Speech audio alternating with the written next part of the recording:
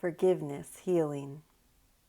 We are ready now to speak of the answer to the ego's strategy of mindlessness. The ego moved us away from the mind to ensure that we would never choose the atonement, which would remind us of our oneness as Christ. We chose the wrong mind's guilt to defend against the right mind's atonement, and then left the mind entirely to make a world that shields the decision-making part of the mind from attaining awareness of itself as a decision maker. Since we are so terrified of oneness, the reason we chose the ego in the first place, we could never tolerate a direct experience of our reality as God's one Son. Therefore, while we still sleep, our nightmare dreams need to change to what A Course in Miracles calls happy dreams. These have nothing to do with behavior, but are the right mind's correction, forgiveness and healing, for the wrong-minded nightmare of separation.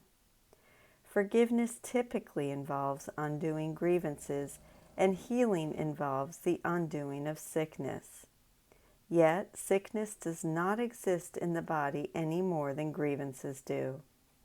Grievances and sickness are but two different forms of projected guilt. We shall look at some passages that illustrate how the process of undoing is always the same, for forgiveness and healing reflect the oneness of ourself. Both can be seen to follow the course of the miracle that shifts focus from the body to the mind, the dream figure to the dreamer. Forgiveness. I said before that the ego's friend is not part of you, because the ego perceives itself at war and therefore in need of allies. The ego's friend is the body, which is a projection of the wrong mind that is also not a part of us.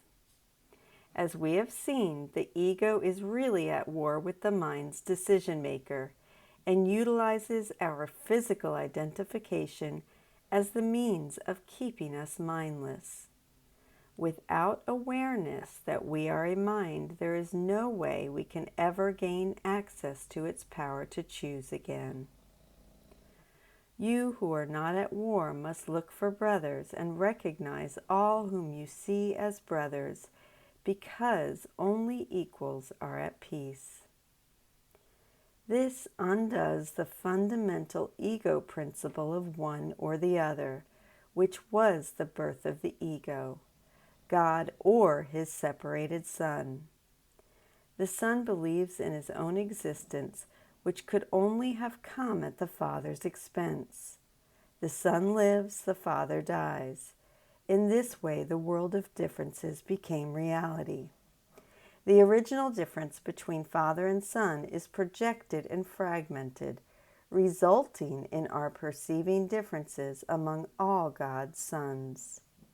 While physical differences that distinguish us from each other most certainly exist in the world of illusion, these are superficial. The true nature of our identity in this world is its commonality. We all share the same ego. Our decision to be born reflects the split mind's belief in the ego's strategy of protecting itself from disappearing into oblivion by becoming a body.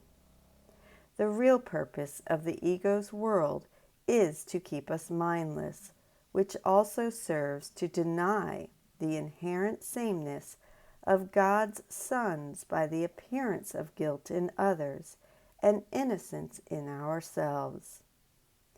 Yet the fact remains that our projected guilt remains within our minds, as does the guilt of our brothers. We are all guilty because we made the same insane choice for the ego, but could not give our guilt to others any more than they could receive it from us. We simply reinforce in each other the belief that guilt is salvation.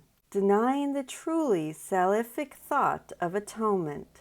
Guilt is one, the belief in separate interests, as is forgiveness, the belief in shared interests.